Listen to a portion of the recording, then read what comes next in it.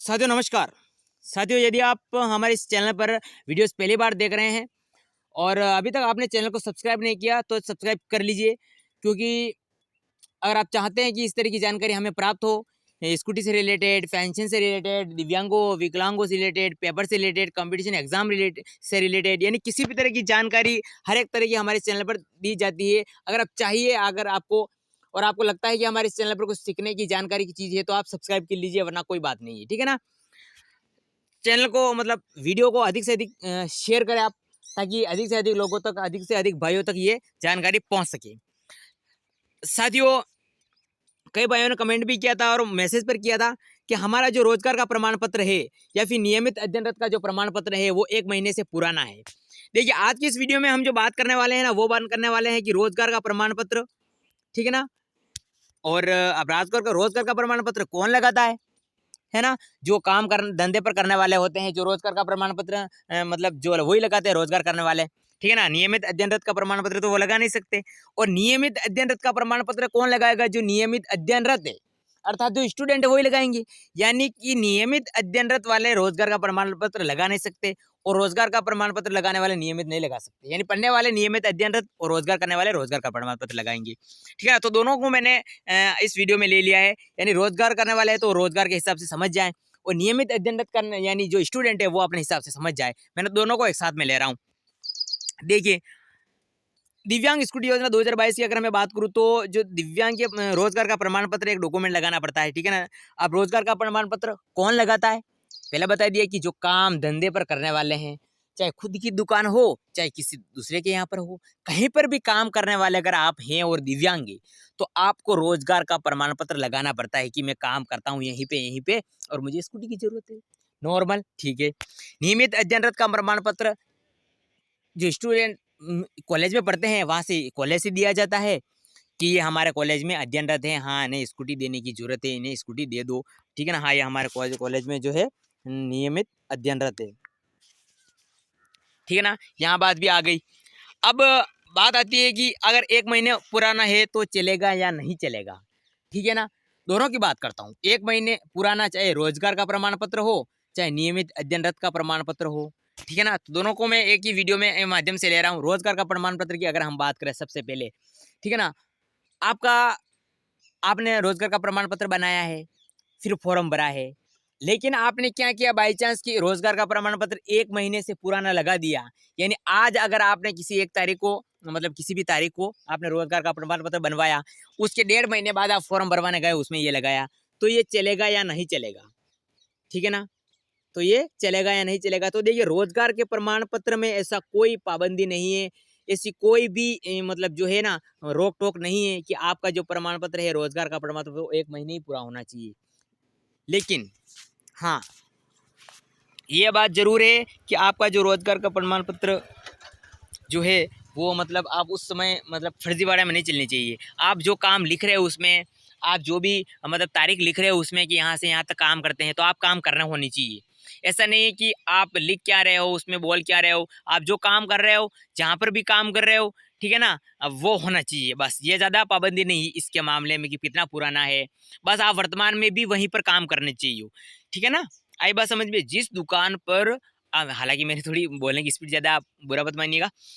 जहाँ पर भी आप काम कर रहे हो, रोजगार कर रहे हो, ठीक है ना, जहाँ से आपने रोजगार का प्रमाण पत्र बनवाया है, वहाँ वर्तमान में भी आप काम करने चाहिए होंगे। बस ये शर्त रहेगी। ठीक है ना?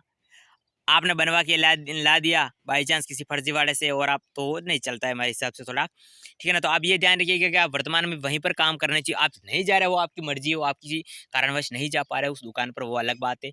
लेकिन रोजगार का प्रमाण पत्र में ऐसी कोई पाबंदी नहीं है।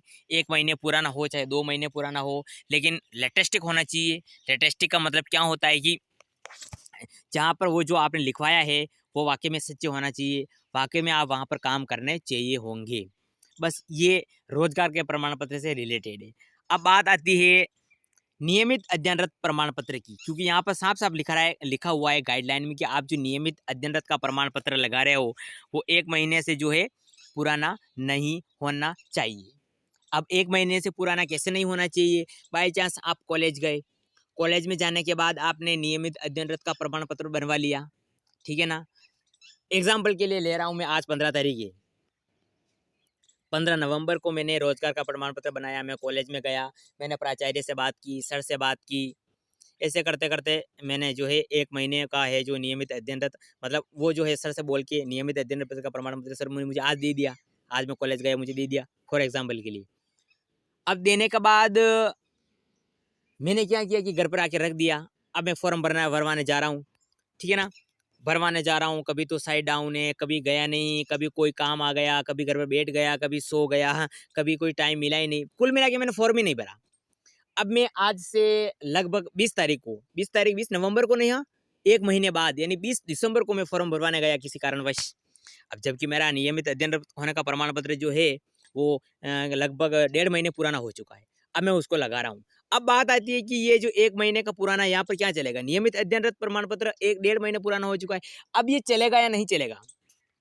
तो यहाँ पर ऐसे में वो जो ऊपर तारीख लगाते हैं, जब सर जो है हमारा प्राचार्य कॉलेज का नियमित पत्र लगाते हैं, तो वहाँ पर ऊपर तारीख डालते हैं, जिस दिन को नियमित अध्ययनरत प्रमाण पत्र बना रहे हैं उसकी तारीख डालते हैं, ठीक है ना। और कहाँ से कहाँ तक पढ़ रहे हैं वो भी डालते हैं, लेकिन मेन करके ऊपर डालते हैं। फिर वो देखते हैं कि ये तो 1 महीने पुराना है, ठीक है ना। जबकि इस तारीख को बनाया और आज इस तारीख को हमारे पास पहुंचा। क्योंकि आप जब फॉर्म भरते हैं, फिर फॉर्म भरने के बाद उनके पास पहुंचता है, समाज कल्याणी पीका पास, है ना, डीएलओ के पास। फिर वो चेक करते, तब तक तो 2 महीने हो निकल चुके होते, जबकि वो देखते हैं कि इतने महीना पुराना हो गया। तो यानी कि जिस दिन वो फॉर्म चेक करें समाज कल्याण विभाग वाले, या फिर यूं कहें डीएलओ वाले, या फिर यूं कहें कि कमेटी वाले, जिस दिन आपका फॉर्म चेक करें उससे 20 या 15 दिन पुराना होना चाहिए, यानी 1 महीने पुराना से ज्यादा नहीं होना चाहिए। 1 महीने उस दिन फॉर्म चेक करें, क्योंकि वो फॉर्म क्या पता कब चेक करे। इसीलिए ध्यान रखिएगा कि 1 महीने से ज्यादा फॉर्म मतलब जो है नियमित अध्ययनरत का जिस दिन आपने बनाया है उसके 1-2 दिन बाद ही आप फॉर्म भरा है अगर आपने, तो अच्छा रहेगा। आपने कह दिया नहीं मेरे तो 1 महीने पुराना अपलोड किया हुआ है मैंने, तो अब इसका क्या उपाय है? भाई मैंने तो कर दिया, अब तो कुछ होने वाला नहीं है, फॉर्म तो भरवाए गए। लेकिन मैंने जो है क्या किया कि नियमित अध्ययनरत का प्रमाण पत्र है क्या 1 महीने पुराना लगाया था, तारीख निकल चुकी थी, 1 महीना पुराना हो चुका था, फिर उसे अपलोड किया है। अब क्या होगा? तो देखिए, अगर आपके ऑब्जेक्शन आया है तो मैं बात उपाय है हमारे पास। क्या करना है? उसी फॉर्मेट को लेकर आपको वापस प्राचार्य जी के पास जाना है। कौन सा फॉर्मेट? जो पहले आपके प्राचार्य ने बनाया था, जो नियमित अध्ययनरत प्रमाण पत्र आपके पहले सर ने बनाया था ना, उसी के फॉर्मेट को लेकर वापस कॉलेज जाना है, चाहे फोटो कॉपी हो चाहे ओरिजिनल हो, ठीक है। आपके ऑब्जेक्शन आया हुआ है तो ठीक है ना, आपको जाना है। और वो जो गाइडलाइन है दिव्यांग स्कूटी योजना की, वो जो फॉर्म का प्रिंट निकलता है, वो प्रिंट कहाँ से निकलेगा? वैसे मैंने सबसे पहला वीडियो उसी पर बनाया था, उसी फॉर्म को रिलेटेड। तो उस वीडियो को आप देखिए, फिर उसका स्क्रीनशॉट ले लीजिए, फिर प्रिंट करवा के सर को दे दीजिए, सर इस गाइडलाइन में क्या लिखा हुआ है। सर पढ़ेंगे कि 1 महीने पुराना नहीं होना चाहिए। फिर आप सर को बताइए कि सर ये नहीं, ये बात है। सर को उसका भी सबूत दे दीजिए गाइडलाइन का। और जो सर ने आपके नियमित अध्ययनरत का प्रमाण पत्र बनाया है वो भी आप सर को ले जाके दे दीजिए कि सर ये ऐसे नहीं, ऐसे बात है, अब हमारे क्या होगा। ठीक है ना। तो जैसे कि अभी स्क्रीन पर मैं वैसे बता रहा हूँ, इतनी देर बताया नहीं मैंने, ये नियमित अध्ययनरत प्रमाण पत्र है, किसी भाई का मुझे सेंड किया था उन्होंने, ठीक है ना। राजस्थान विश्वविद्यालय से संबंध प्राप्त है, ठीक है। ये जो है नियमित अध्ययनरत छात्र का आता है, ठीक है। यहाँ पे सर के साइन लग जाएंगे। और यहाँ पे देखिए खास मुद्दे की, जैसे अब मैं बताता हूँ वापस आपको, 9 फरवरी 2022 को इन्होंने जैसे बनाया है, ठीक है ना। और इन्होंने किया होगा कि भाई साहब समझ लो कि लगभग उनके पास जब पहुंचा था उन समाज कल्याण विभाग के पास, तब तक तो मार्च निकलने को आया था, यानी 1 महीने से ज़्यादा पुराना हो गया इस तरह का। तो ये जो आप स्क्रीन पर देख रहे हैं इस तरह का होता है नियमित अध्ययनरत का प्रमाण पत्र, ठीक है ना। ये द्वितीय वर्ष में है, तृतीय वर्ष में है ये भाई, ठीक है ना। इसमें यहाँ पर कोई मायने नहीं रखता, यहाँ मायने रखता है ये तारीख, ये जो दिनांक देख रहे हैं ना आप, ये वाली मायने रखती है। यानी इस तारीख को उन्होंने नियमित अध्ययनरत प्रमाण पत्र बनाया है, किसने? कॉलेज वालों ने। जो प्राचार्य है उन्होंने इस तारीख को जो है 9 फरवरी को उनको दिया था।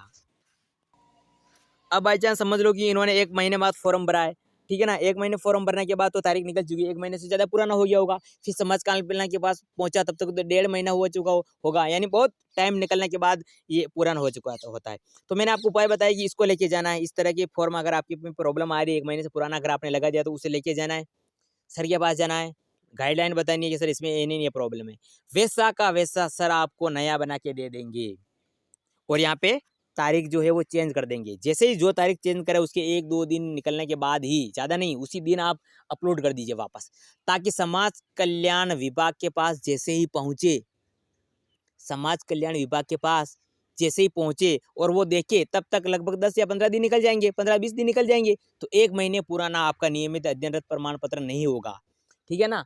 तो नियमित अध्ययनरत प्रमाण पत्र में प्रॉब्लम होती है कि क्या पता आप पुराना लगा रहे हो, आप जिस कक्षा में पढ़ रहे हो वो कक्षा निकल चुकी हो तो, आप कॉलेज नहीं जा रहे हो तो, इस तरह से प्रॉब्लम आने के लिए ऑब्जेक्शन डाल देते हैं।